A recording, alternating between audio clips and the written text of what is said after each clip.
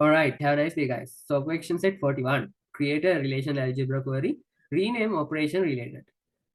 So, now we have to rename operation related relation algebra queries. So, let's go to video. Rename operation. So, this is the symbol of rename operation. So, you can see it. Greek letter rho. You can use this word to uh, introduce this symbol rho, rho. You can see the result of relational algebra are also relation but without any names. The rename operation allows us to rename the output relation. Rename operation is denoted with small Greek letter rho. This is the rho. So select operator is sigma and project operator is theta, and this is rho. So notation, this is the notation. So let's see what is the x and e. E is probably relation. I think where the relation, where the result of expression, e is saved with name of x. Yeah, e is the saved name with x. So when we put this x name, it is the saved name with x. So x and e has direct relationship as this called. So additional operators are set, interaction, assignment, natural join. So we don't need to understand about this. So let's go to our question set. Write the relation algebra query to change the stock table to inventory. So now we want to change the name stock table. We want to change the name stock table to inventory. So now X is inventory. X want to be inventory and E want to be stock table. So let's see. And we get row and inventory. X is inventory. E is stock table. So we can put this like a stock or stock table. That is all. Okay. So we want to rename some columns. We need to put this p, put this not a p. This is not a p. Put this row keyword, row operator. Let's say rename operator or row keyword like that. So I think you can understand about it. Rename operator is easy. So let's go to second question. All right. So we have some uh, big business here. So uses the user type table used to store user types in the columns of that table. Change the name of the column called user type ID to type ID. So we need to change the name as type ID and the name of the column called user type name to type name. Right. Now we have to get these new names inside.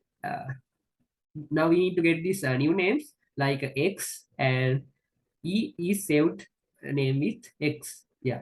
Write the relational algebra query. Now we want to get this row and get the new names, type ID and type name. Now we know user type ID and user type names name that two attributes are in one table. That table name is user type. So we want to get that table name on there. So now you can see we already renamed user type tables two attributes like this. Now new column names are, new attribute names are type ID, type name. Right, going to next one.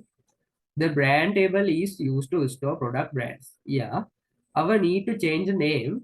So we want to use row operator of the table to product brand. In the column of that table, you need to change the name of the column called brand ID to BID and the name of the column called brand name to B name. All right, it's easy. So we want to put row and product brand. So we want to put the product brand on there because we want to change the name like it. So now we want to put this bracket on here and now we want to put this new BID and B name column. So BID and B name column is in brand table. So we can get long bracket here and brand table. So now you can understand it. So first we need to change a name like product brand. And now we want to change the name brand ID to BID, brand name to B name. So these two attributes are in brand table. So we need to get the brand table as saved named with this BID and B name. So this is the relational algebra query required for that.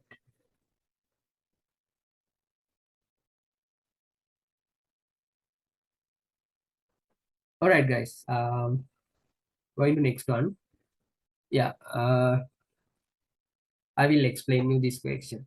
There is a table called GRN item. Good received not item table. This is familiar for us. To store the selling price of the product. Okay, I'm sorry.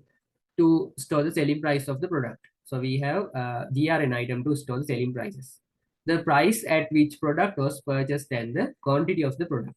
Okay, so keep mind in these two columns, price and quantity columns, quantity attributes. So our need to separate the columns, product ID, quantity, unit price, and selling price from that table. Yeah, the names of the column in the table should be changed in this way. The column called product ID need to be PID. The quantity column as P quantity. The unit price column as P unit price, and the selling price column P selling price column. All right. Seems like we want to use two or more operators here. So first we get this project operator. So because we need to project these product ID, quantity, unit price, and selling price from the table. So now let's get them product ID, quantity price, selling price. So we project those 1, 2, 3, 4, those 4 attributes and project from what column? So we want to rename that column with row operator. And also we rename that like PID, P quantity, P unit, P selling price. Right. We rename those attributes using row operator. And now these are the new names of those attributes, and now we want to get them from GRN item table. So first we want to project the attributes, and then we want to rename the attributes. So first we need to use this project operator, and after in the brackets we need to use this row operator to do that. So this is it. So we are getting these details from GRN item table.